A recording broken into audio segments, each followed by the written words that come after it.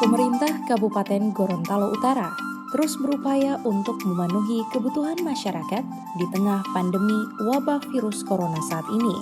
Beragam bantuan pun terus disalurkan pemerintah agar masyarakat tidak merasa resah dengan segala bentuk aturan dalam percepatan penanganan wabah virus corona ini.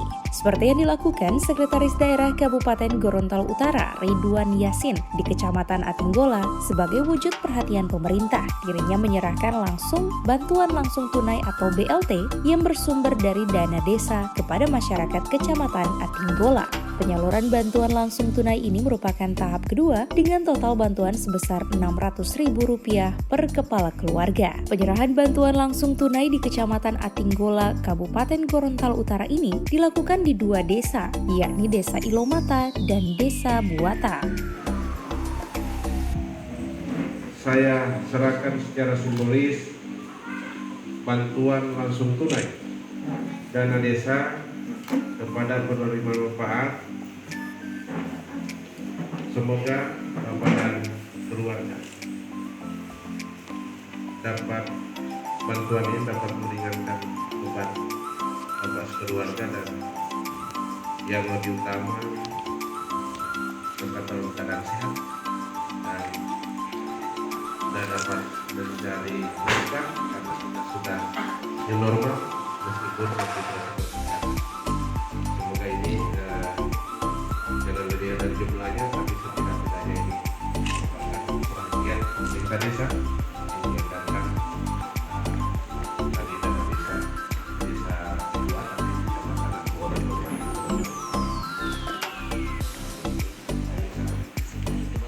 Ini Pak. Ya tadi kan